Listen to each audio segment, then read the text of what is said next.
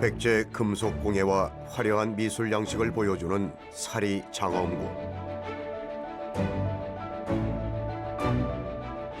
전체적으로 선의 흐름이 유려하고 생동감이 뛰어난 문양으로 세련된 멋이 느껴집니다. 사리 장엄구는 익산 미륵사지 서쪽 석탑의 심주석 아래에서 발견됐습니다. 사람들의 손이 닿을 수 없는 석탑의 가장 깊은 곳에 간직했던 사리 장엄구.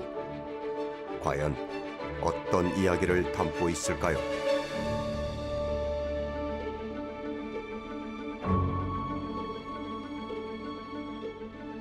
중생을 구제하는 미일에 붙여 미륵불이 나타나기를 간절히 원했던 사람들.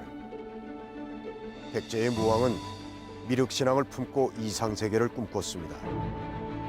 그리고 수도인 사비성이 아닌 그의 고향 익산에 최대 사찰 미륵사를 세우게 되는데요. 무왕이 꿈꿨던 나라는 어떤 모습이었을까요? 미륵사지 석탑에 숨겨진 이야기가 여러분을 찾아갑니다.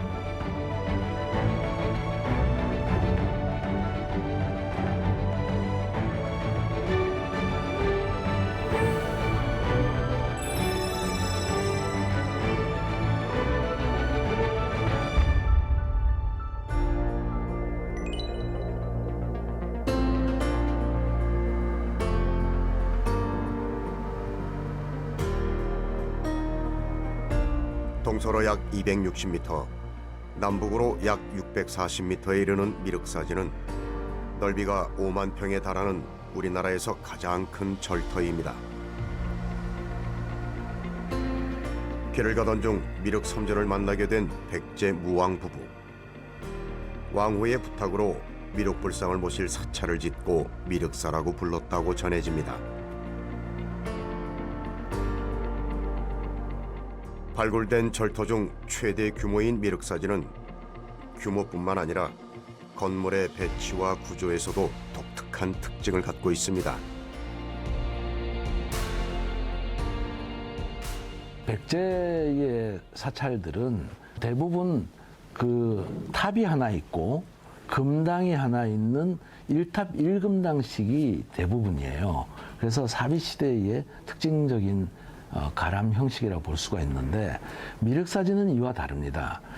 탑과 금당이 있는 가람이 세 개가 모여서 되었기 때문에 삼탑 삼금당 형식이라고 하는 독특한 구조가 만들어졌던 거죠. 특히 탑들이 중앙에 있는 절에서는 목탑이 9층으로 만들어져 있었고요. 동쪽에 있는 동원에서는 석탑이, 그리고 또 서원에서도 석탑이 세워져서 목탑과 석탑이 이렇게 어우러져 있는 독특한 형태라고 하는 것이 미륵사의 구조상 큰 특징이라고 할 수가 있겠습니다. 위풍당당했던 미륵사는 백제의 몰락과 함께 사라져갔고 그나마 남은 석탑 역시 세월의 풍파 속에 화려하고 웅장했던 모습을 잃어갔습니다. 그 후 오랜 시간 방치되어 있던 미륵사지 석탑이 다시 세상의 모습을 나타낸 것은 1910년. 일본에 의해 석탑과 주변 석재에 대한 조사를 시작하면서부터였습니다. 조선 총독부의 조사 시에도 당시에 무너지기 전에 석탑을 실측을 했던 도면들이 있고요. 그 다음에 조사했던 조사 보고들이 있습니다. 그런 것들을 통해서 이 사람들이 당시에 미륵사탑을 얼만큼 중요하게 생각했던가를 볼 수가 있고, 이것이 그냥 놔뒀다가는 쓰러지게 생겼으니까 당시로서는 최신 기술인 콘크리트를 가지고 무너지지 않도록 그 뒤에 보강을 했던 거죠. 일제강점기인 1915년 시멘트로 임시 방편적인 보수를 해놓은 미륵사지 석탑은 그 흉물스러운 모습으로 오랜 시간 버텨오고 있었습니다. 찬란했던 백제의 문화를 되찾기 위해서는 온전한 미륵사지 석탑의 모습을 찾는 것이 우선돼야 했는데요. 하지만 일본인들이 임시로 보수한 미륵사지 석탑의 본래 모습을 찾는 일이 쉬운 것만은 아니었습니다. 이 석탑은 우리나라에서 가장 규모가 크고 특히나 이 1300년 이상 되면서 원래의 부재들이 많이 풍화되고 깨진 상태였기 때문에 이것들을 다시 살리는 데 상당히 기술적으로 어려운 점이 많이 있었습니다. 미륵사지 석탑은 9층설 또는 7층설들이 있었습니다. 근데 저희가 조사 과정에서 확인해 본 바로는 7층 이상을 확실할 수 있는 그런 사실적인 근거들이 발견되지 않았기 때문에 6층, 즉 남아있던 부분까지만 수리한다라는 원칙을 세웠던 것이고요. 이런 것들은 바로 이 추정해안 복원을 지향해야 된다는 국제적인 기준과도 부합하는 것이 되겠습니다. 미륵사지 석탑 살리기는 1998년부터 본격화됐습니다. 전라북도에서 실시한 안전진단 결과 문제점이 드러났고 1999년에 문화재위원회가 석탑의 해체 수리 결정을 내렸습니다.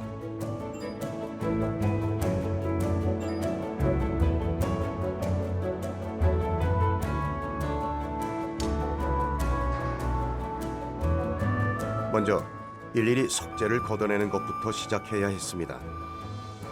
하지만 덧발라 놓은 시멘트를 벗겨내는 것이 여간 까다로운 게 아니었는데요.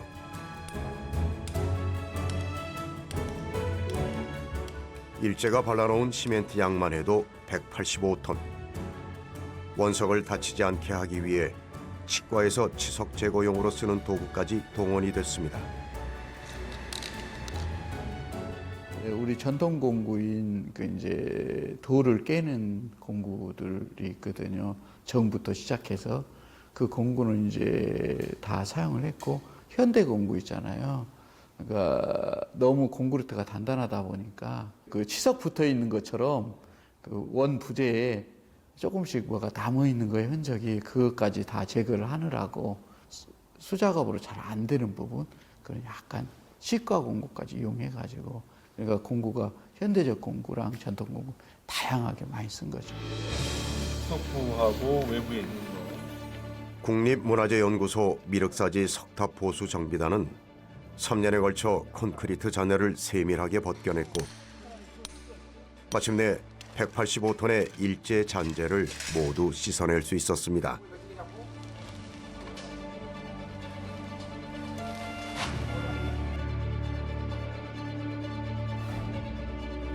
이렇게 2,000개가 넘는 부재들을 수습하는 데만 걸린 시간이 무려 10년이었습니다.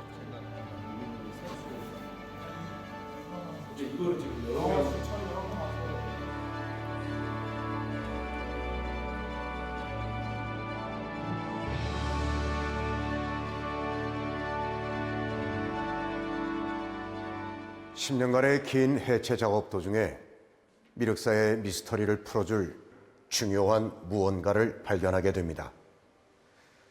그것은 석탑 1층의 첫 번째 심주석에서 발견된 사리 장엄구인데요. 그동안 추정으로만 여겨지던 미륵사의 창건 배경이 드디어 밝혀졌습니다.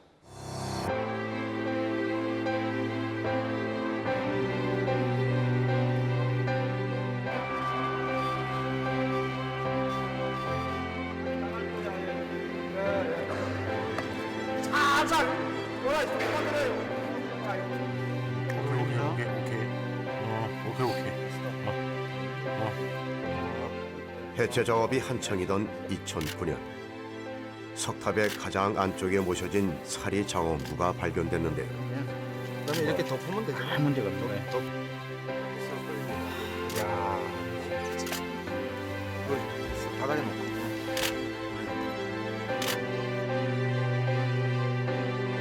함께 발견된 금제사리 봉영기에는 미륵사 창건 배경과 발원자, 석탑 건립시기 등이 적혀 있었습니다.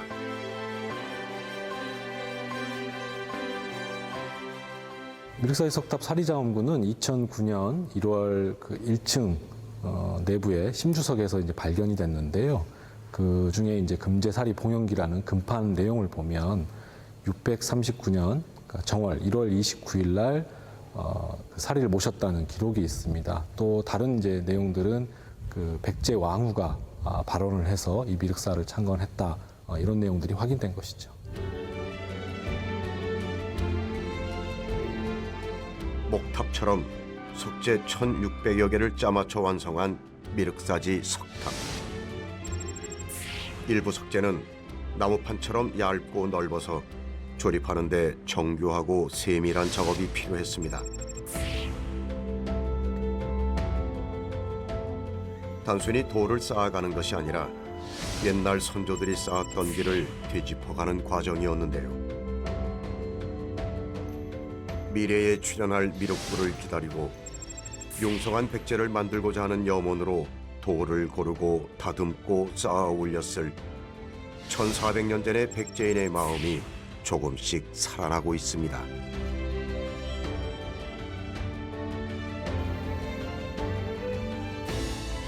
이번 보수 작업이 더욱 중요한 이유는 기존 문화재 보수가 단순히 옛 것을 따르는 것에 만족했다면 미륵사지 석탑은 과학적 연구를 통해 나온 결과를 현장에 보완했다는 점입니다. 새로운 수리 방법, 특히 이 신석재와 그다음에 구부재를 결합해서 힘을 받도록 하는 구조접합 기술이라든지 또는 구부재 사이에 힘을 균등하게 분포시킬 수 있는 무기질 재료의 특허라든지 이런 것들이 새로운 특허 기술 같은 것이 5개가 만들어졌어요. 그래서 이러한 그 조사 연구를 한 것뿐만 아니고 새로운 수리 기술까지 저희들이 개발을 했기 때문에 어떻게 보면 저희들이 미륵사지 석탑을 20년 동안 수리하고 나서 국제적인 수준으로 저희들이 올라갔다고 말씀을 드릴 수가 있겠습니다. 이런 과정을 통해 기존 부재의 재활용률을 47%에서 81%로 높였습니다. 뿐만 아니라 추정에 의한 과도한 복원을 하지 않고 철저히 사실에 근거한 보수 원칙을 따라 6층까지 부분 보수했는데요. 진정성 있는 문화재 보수로 인정받아 유네스코 세계유산 등재 시 좋은 평가를 받았습니다.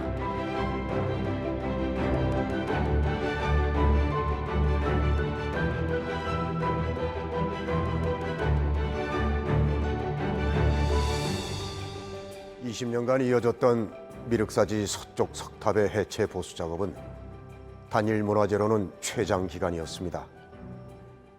1400년의 세월 속에 금이 가고 깨지고 부서져서 형태를 알아보기 힘들었던 석탑. 미륵사지 서쪽 석탑은 이제 백제의 화려함을 품고 다시 우뚝 섰습니다.